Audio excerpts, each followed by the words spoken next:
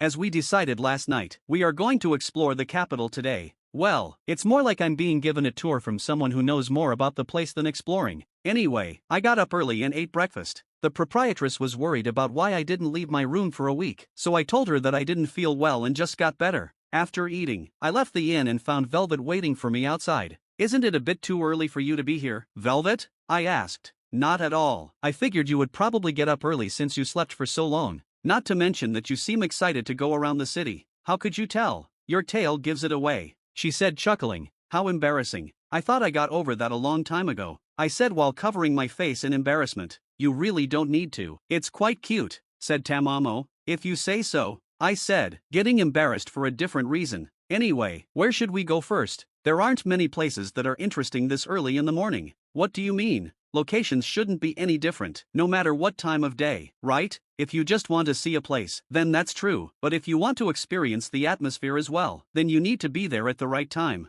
For example, going down a street lined with stalls during the day is one experience, but going down that same street during a festival feels completely different," Velvet explained. "I guess you're right. Speaking of festivals, are there any that happen here this time of year? There will be one next month to celebrate the defeat of the King of Fiends. I'm surprised you haven't heard about it, especially since your father was a leading figure in that whole ordeal." "I knew about that festival. We held a similar one back home. I just didn't realize it was that time of year already. Come to think of it, this'll be the first year I don't celebrate it at home. I guess that means I'll miss out on the wyvern meat." "You've eaten wyvern meat before?" she asked, surprised. "You haven't?" I asked back. "Only once, and it was only a little. I guess I'll have to share some with you when I go on my hunt to get a semi-permanent stock of wyvern meat someday." I'm suddenly getting the feeling that wyverns are going to go extinct. Nah, I'll stop at endangered. If I don't, then the meat will run out eventually, though that could mean that I can have a monopoly on top quality meat for a while as well.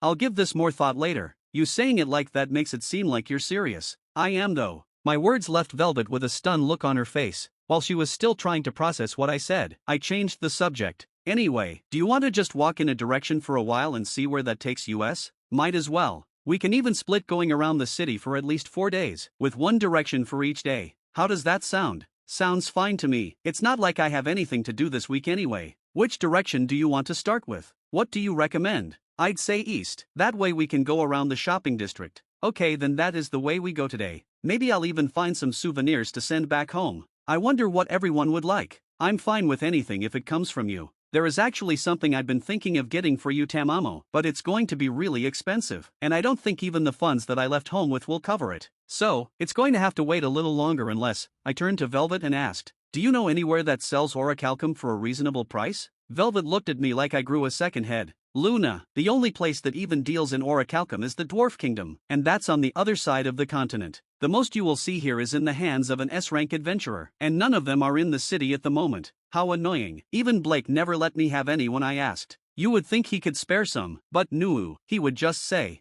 "I'm not giving you any. I barely have enough to satisfy myself." I'm more surprised this Blake even has the skill to craft with orichalcum in the first place. Of course, he does. He's a former hero after all. That's right, you did say you're acquainted with a former hero, didn't you? What do you even need orichalcum for in the first place? It's the best metal to enchant with space magic. If I can get my hands on 2 pieces big enough to make a portable mirror, I can give one to Tamamo and use it to talk with her face to face instead of just telepathically. I thought you were going to try that with mirrors made from your ice magic? I was at first, but then I learned that ice made from magic doesn't mix well with space magic enchants. It immediately shatters. The same thing happens with small pieces of mithril. I see. Then the mirror plan will have to wait a bit longer. Unfortunately, I guess that's a reasonable thing to want orichalcum for. Anyway, we're almost there, Luna, so cheer up. The place we're close to right now is a market that deals in food and alchemy ingredients. I thought that it would be best to come here first so we can get a look around before it gets super crowded. Smart, I said when I started to smell some freshly baked bread.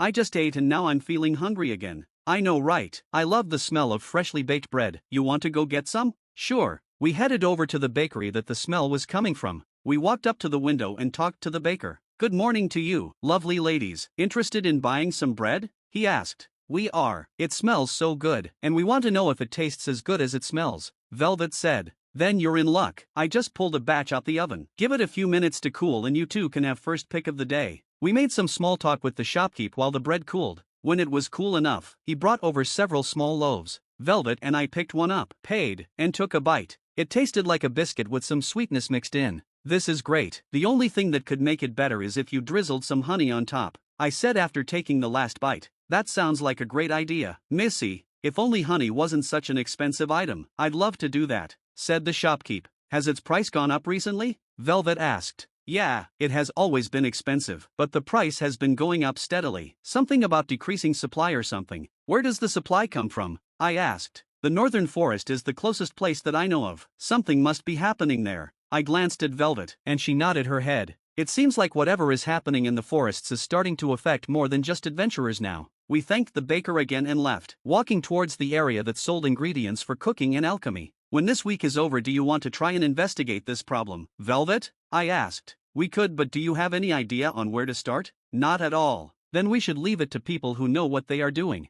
After you left the guild master's office last week, I reported the undead bear we fought, and over this past week, other adventurers have reported seeing undead in the other forests as well. I remember you telling me that before. What other undead have been seen? I don't know all the details, but it's mostly animals like wolves, deer, and boars. We might have been the unlucky ones to run into a bear, even if we took care of it like it was nothing. Okay then, we'll wait and see. Though if the guild asks us to step in, we'll have no choice. We went around looking at what people were selling. I decided to buy some things here and there to top up my stock. It was then that Velvet asked, "Is the bag that you're putting all that in a portable inventory?" Something like that.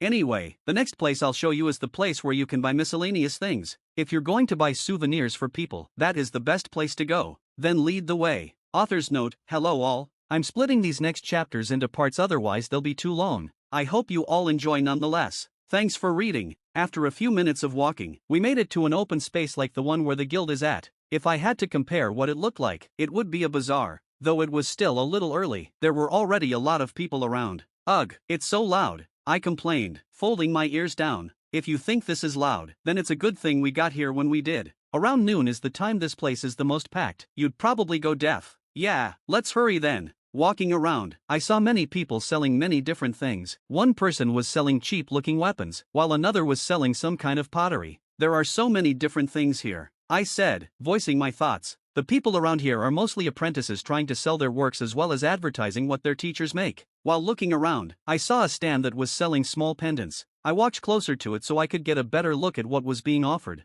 One pendant that really caught my eye was in the shape of the sun with a red-orange colored jewel in the center. Has this pendant caught your eye, miss? Said the stand owner. It has. Where was this jewel found? It's a magic stone that was found near a volcano. It is what is left over from a bigger piece that my teacher used when making something for a noble. It has the effect of slightly reducing mana cost of fire spells as well as keeping you warm when it's cold. Not that it matters much in this kingdom. How much for it? I asked, thinking I could give it to Soleil. Silver and copper. Here you go. Thanks, and if you ever have any requests, go to the jewelry store Dragon's Hoard. We cater to both commoners and nobles. I'll keep it in mind. I might go there to make a commission when I get more money, I said, an idea for a gift crossing my mind. I walked back to Velvet, and we started moving again. You have a good eye, Luna. That shop is quite famous. You might get a discount since you met an apprentice out here. Not to mention that pendant is quite high quality for something sold so cheaply. That's the thing about places like this. You never know what you're going to find. I thought you didn't have any experience with places like this. You make it sound like you've been here before, Velvet said, looking at me with suspicion. Crap, I forgot I haven't told Velvet everything about myself yet. For now, I'll just make up an excuse, but eventually I'll have to explain myself. Maybe after we are done going around the capital. You see, I heard about it from some people who talked about it during breaks from training. I see. How about we go over there? It looks like they have some interesting things, Velvet said. I looked over to where she was talking about and saw a stall selling different kinds of masks. I looked back at her and saw her eyes sparkling. You like masks that much? I enjoy collecting them. My favorite kinds are the ones that cover your whole face, but if any catch my eye, I normally buy it. We walked over to the stall and took a look at what was being sold. There were several kinds of masks ranging from full face to half face. Ones you could get at festivals to ones you would wear to an opera. Velvet looked over all the options and picked up one that looked like a pair of butterfly wings. How pretty. How much? Copper. Velvet hands over the money and we leave the stall. Want me to hold on to that for you so you don't have to carry it all day? I asked. Sure, thanks, she said, handing me the mask. We spent another few hours there until it started getting too loud for me to handle. We moved out of the plaza to a side street. Who knew it would get so crowded and loud so fast? I said, massaging my head. Want to get an early lunch? There is a good place close to here. Sure. We walked for about minutes until we arrived in front of a door in the back of an alley. is this the place you were talking about? I asked. Yep, this place may seem like it's in a bad place, but they have some of the best pastries in the city and they serve it with this thing they call coffee. It's bitter but goes well with the food. After hearing her explanation, I chuckled inwardly. So, it's a hole-in-the-wall cafe kind of place. How fun. Seems interesting. I'm looking forward to trying it. Then let's go, she said as she opened the door. Inside was a bit dim, but tastefully decorated. There was some light chatter from other patrons, but it wasn't overly noisy. At the counter was an older gentleman that could pass for a bartender in a high-class bar. This is nice, I said. I already like the place. I know, right? It's a good place to go if you get tired of the crowds outside. The older man looked up to see who came in. When he saw Velvet, he smiled a bit. If it isn't Miss Velvet, it's been a while since you last came here. It has been a while, hasn't it? How've you been, Mr. Bart? I've been well. You and your people have been good to me. That's good. Let me introduce you to my new friend here. This is Luna Reed. She just got to the city about a week or so ago. Hello, I am Luna Reed. It's nice to meet you, I said, introducing myself. Greetings, Lady Luna. My name's Bart. Bart Ender. You're a noble? I asked, a little surprised. I used to be. I passed my position down to my son a few years ago and decided to open up this place to pass the time. How nice, I said. Is there anything I can get you ladies? Mr. Bart asked. We'll have the pastry set with coffee, please, Velvet said, ordering for the both of us. Very well. Then, take a seat where you like, and I'll have it right out to you, he said before going into the back to prepare our order. We went and sat down at a table near the wall. You know, if Tamamo could come down here, I'd love to bring her here on a date, I said, giving voice to the thought I just had. That does sound nice. When you see her on nights with a full moon, can you use magic? Velvet asked. I can, yeah, I answered, confused. Then can't you use your illusion magic to replicate the place and people? I mean, you've mastered it to the level you can make physical illusions, right? Velvet suggested. Velvet, are you a genius? Because I think you're a genius. I agree. As a reward for giving me such a good idea, I will pay for the both of us, I declared. You don't have to do that though. Velvet began to protest, but I stopped her. I already declared it, so the only thing you can do is accept. Velvet, I said jokingly. Fine, my gracious friend.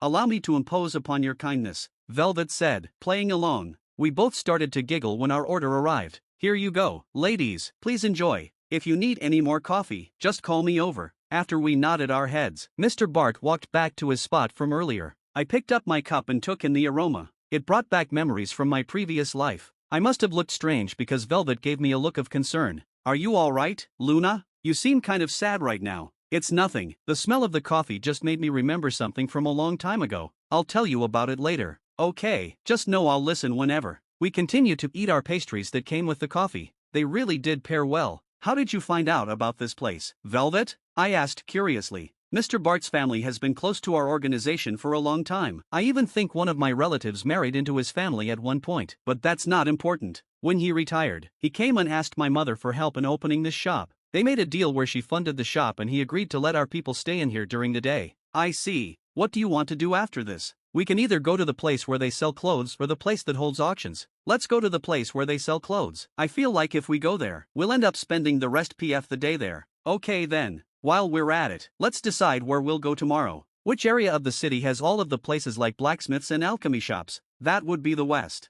Is that where you want to go tomorrow? Yes, I need to resupply on some trap-making things and to get some throwing knives. Not to mention I want to get some poison-making materials. It sounds like you're preparing to go through a defensive battle. You never know when you'll need stuff like this. Better to hoard it now than not have it when you might need it. That makes you sound like some of the heroes from the past. They always went around picking up even the smallest things. I never really understood why they did it, but it was funny when, after they lived out the rest of their lives, their inventories suddenly dropped everything that was in there. The reactions from other people were hilarious. Atmos even passed out from laughing a few times. That is hilarious. What's so funny? Velvet asked. Tamamo was just telling me how I sounded like past heroes. Velvet looked convinced when I said that. That makes sense. Heroes always were a little weird. Speaking of past heroes, I think I know the first shop I'll take you to. Oh, is it run by a hero? It was at one point, but it's been like years since then. Were you around for that? No. While not true for a lot of vampires, I'm as old as I look. So, you're around? Spot on.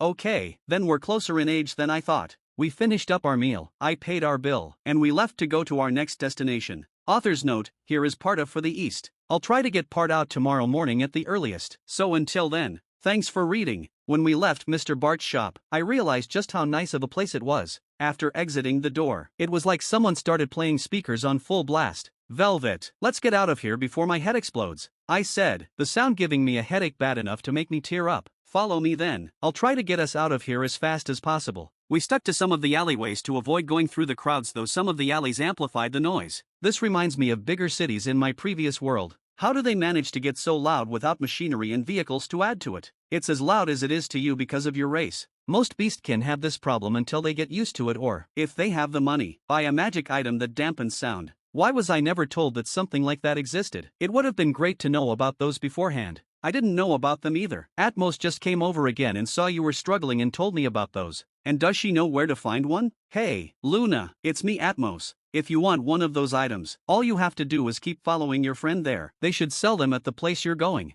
Atmos stopped grabbing my head to talk to Luna. You can talk to her like you do when you give oracles. I know that. I just wanted to see if this worked as well, and now I know it does. By the way, what did you do to get your hair so soft and silky? It's always been nice, but now it's exquisite. That was Luna's doing. I think it's a part of her new unique skill. She only brushed my tails last time, but the effect of that skill must extend to the whole body of whatever she brushes. I might have to ask her to help me out with taking care of my hair next time she comes here then. No, both Tamamo and I said simultaneously. Why not? Is it because I interrupted the two of you right when things were getting good last time? While I'm still a bit upset about that, that's not the reason. Same, but the real reason is that we're going to try out an idea Velvet gave us earlier. Fine, but I'll get your help one day. Luna, she gave up easier than I thought she would. As I was talking with Tamamo and Atmos, Velvet led me onto another side street that opened up to an area that had several shops that clearly catered to nobles and other wealthier people. Now that we're over here, the noise should be more manageable. How are you doing, Luna? Better than earlier. Tamamo and Atmos have been talking with me, and that helped keep my mind occupied. So, the goddess of fate is talking with you as well? I don't think it'll be a regular thing, or at least I hope not. Did she do something to offend you or something? Aside from one thing, no. It's just me being selfish and wanting my head to be filled with only Tamamo. Ha ha ha ha ha ha ha ha ha ha ha. You should see the look on your face, Tamamo. It's so red it looks like a tomato. Ha ha ha ha ha ha ha ha. I see. Anyway, the shop I wanted to bring you to is close by. We're about a minute walk from there. Good. By the way, Velvet, did you know about sound dampening magic tools? Are those a thing? Apparently. Do you think they'll have one at the place we're going? They do, according to Atmos, though how she knows that, I have no idea. When we arrived at the shop, I saw a few carriages parked outside. Should we wait a little bit before going in? I asked. Probably. The crest on the leftmost carriage is the Doofus family crest, and the Baron himself should still be meeting with the guildmaster, so that leaves only one other person it could be. Then let's come back later. We walked away from the shop and spent a few hours looking around. During that time, I picked up some nice-looking clothes that would transform when I used my fox transformation skill. I also pick out some cute clothes for Velvet. It was then that I found out that she is one of those people who look good in anything. Velvet, how do you look good in anything you wear? I could ask you the same thing. Luna, especially when you put on lighter colors. It makes me jealous. She was about to continue when a commotion occurred in front of the shop where the carriages were. Do you realize who I am? I am Jared Doofus, the younger brother of Baron Doofus. We saw the fat wolf harassing a lady that was trying to get on a different carriage. You would think that he would have learned to stop doing that by now, don't you think? I asked in a monotone voice. I don't think people like that can learn, Velvet said in the same monotone voice. Should we get involved? I think my face would be good enough to scare him away. No, his brother's knights should show up any second. See? True enough, 2 knights came up behind the fat wolf, knocked him out, and unceremoniously threw him into his carriage. One of the knights got into the coachman's seat while the other kept apologizing to the lady that was being harassed. This is going to cause the Baron another headache. Was the person he was harassing a noble in a higher standing again? Yep,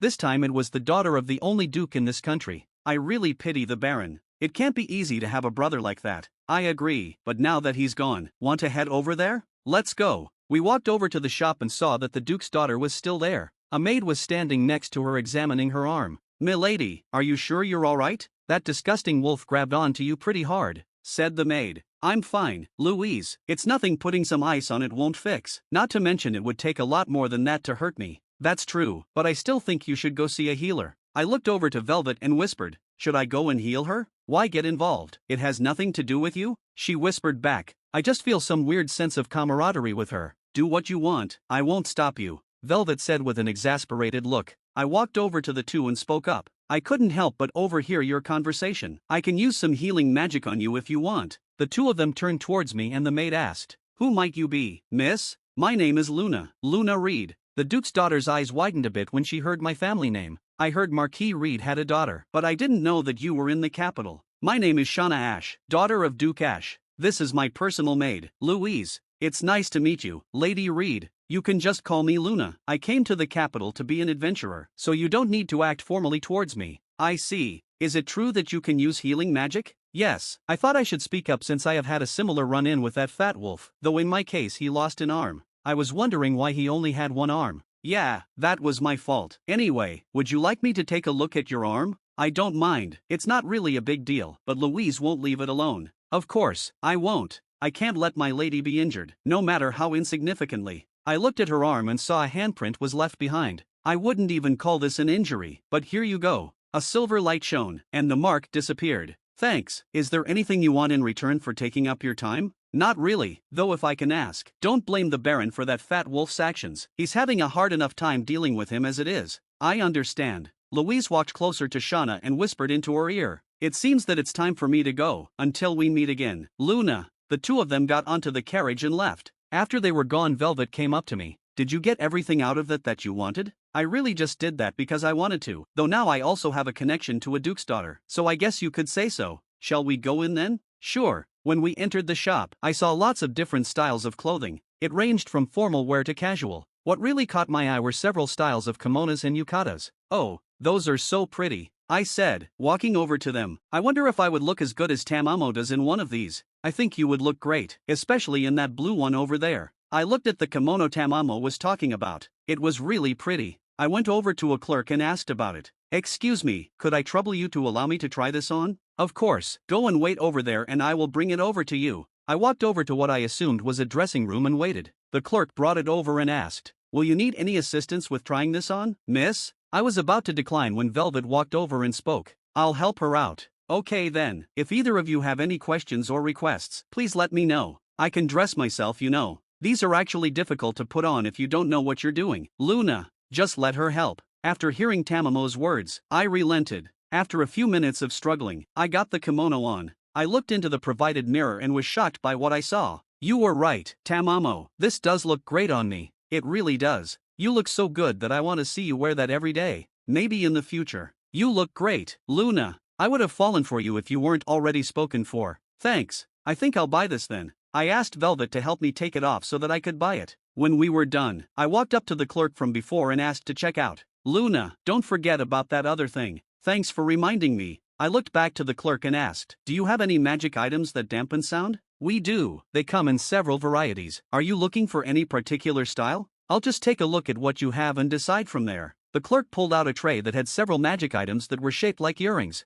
They were all quite pretty, but the ones that sought my eye the most were a rather simple pair of rings. "How much for this pair?" "These will be silver and the kimono is gold." "I'll take them then. Thank you for your patronage." After that we left the shop and headed back to the inn. "Today was fun," I said. "I agree, though I'm a bit worried about your funds." "Luna, you bought quite a lot of stuff today." "I'll be fine. I have enough to last me at least 2 months before I have to worry." "Okay then, do you want to meet in the same place from this morning tomorrow?" "Sure, I'll see you then," I said as I walked into the fox's mirror. Author's note: sorry I didn't get this out earlier. I overslept and then had to go to classes yesterday morning. Thanks for reading. It's been a while since Big Sis Luna left the shrine. Since then, it has felt very boring. All I have done is train, eat, sleep, and repeat. I honestly don't get how Big Sis handled all of this when she was here without going crazy. The only thing I look forward to is the letters sent by Big Sis every few days. "Hey mom, when will I be ready to go and join Big Sis?" I asked. "Soleil, you ask that question every day, and the answer is the same. When I say you're ready, you have 2 years of training left. You can handle it. But what if more bugs flock to Big Sis in that time?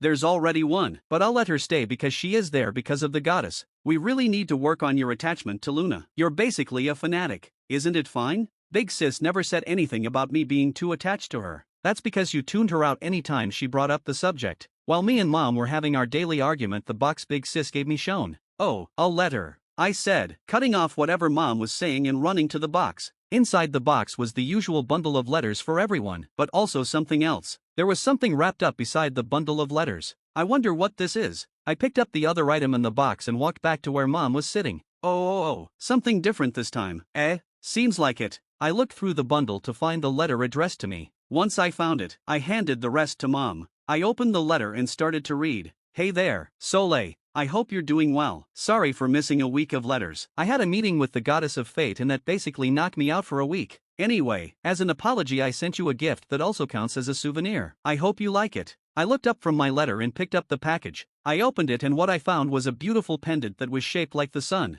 It had a red-orange jewel in the middle that looked like it could catch fire any minute. That's a nice pendant. Remember to thank Luna for giving it to you. That's only natural. Mom. I put the pendant in my lap and continued to read. I had a fun day today. Velvet took me around a part of the capital that had lots of shops and stalls. We even went to a small place that sold that bitter drink I used to tell you about. I'd really like to bring everyone there one day. Big Sis makes it sound like she went on a date today. I wonder what the goddess thinks about that. Velvet even gave me a great idea on a way to take Tamamo out on a date. So I plan to take full advantage of that. Honestly, I think the two of you would get along great.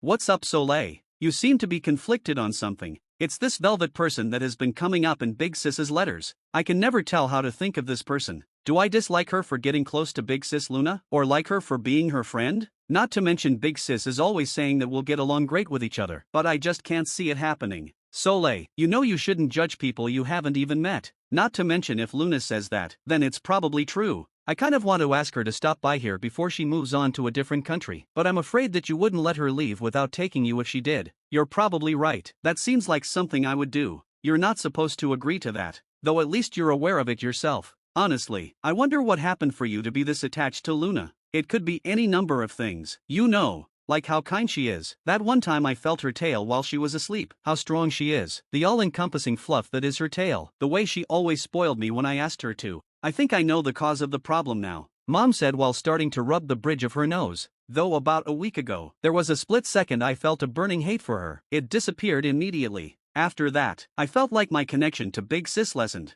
I guess she finally got rid of the charm skill then. Mom mumbled something too quietly for me to hear. What did you say, Mom? I said that I'll need to let Luna know you felt up her tail. She has a title that might explain your obsession with her. Please don't tell her. She'll get mad at me if you did. I said, my voice full of desperation. It was then that Dad walked in from his forge. What's got you all riled up, Soleil? We got letters from Luna a little while ago. That'll do it. Here is yours, Blake, Mom said, handing Dad his letter. He spent a few seconds reading it over and let out a sigh. How many times do I have to tell her to stop asking for orichalcum? I can't give her what I don't have, and even if I had some, I would still ask her to pay for it. Do you know what she wants it for, Blake? She wants to make 2 mirrors out of it so that she can enchant them with space magic and give one to the goddess of the moon. Something about letting them talk face to face like we could in our old world. Wouldn't Mithril be good enough for that? That's quite a bit to take in, but it also explains some of your behavior. I didn't buy all your excuses yesterday when we were going around shopping, but it makes sense now, though I do want to know why you're telling me this now.